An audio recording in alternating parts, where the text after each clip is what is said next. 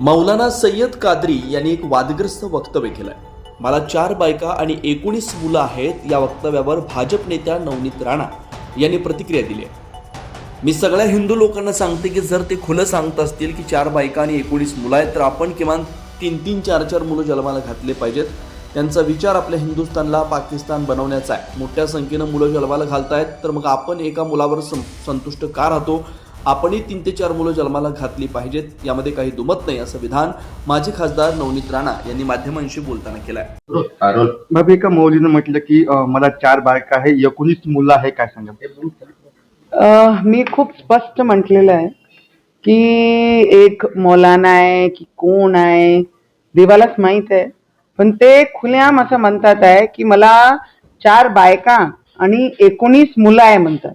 आणि मला त्या गोष्टीची लाज वाटते की माझं कोरम 19 मुलांचं जे मला पाहिजे होते ते 30-35 मुलं पाहिजे होते आणि ते कोरम मी पूर्ण करू शकलो नाही म्हणे.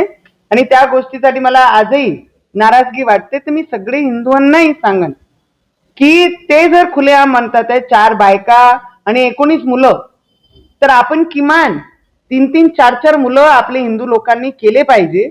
या ज्या पद्धतीने डॉमिनेट करण्याचा प्रयत्न करत आहे बोलून, तर मला वाटते की आपणही हिंदुस्थानमध्ये या भूमीमध्ये जन्माला आलो आहे. त्यांचा विचार आहे या हिंदुस्थानाला पाकिस्तान बनवण्याचं. एवढे संख्याने पोरं मुलं पैदा करून तर आपण एक मुलांवर का संतुष्टी करत आहे? 4-4, 3-3, 4-4 मुलं आपणही सुद्धा केले पाहिजे. त्याच्यामध्ये काही दुम्मत आपण कोणी ठेवली नाही पाहिजे. येणाऱ्या महानगरपालिका निवडणुकीमध्ये अजित पवार कसं बघतो?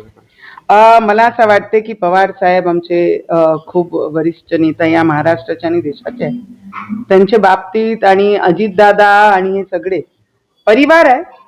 पहिलेही हे परिवारच होते आणि अजितदादांनी स्पष्ट म्हटलं होतं की मला पवार साहेबांनीच बीजेपी मध्ये जाण्यासाठी आग्रह केला होता. आणि जेव्हा 72 आवर्स की 2 दिवसामध्ये त्यांची सत्ता बसली आणि तुटली होती, तेव्हा स्पष्ट शब्दामध्ये अजितदादांनी म्हटलं होतं की पवार साहेबांनीच मला पाठवलं होतं.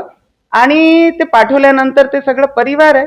कधी ना कधी तर परिवार एक होतेच आणि ते झाले तर चांगलंच आहे. मनसे आणि सेनेची सुद्धा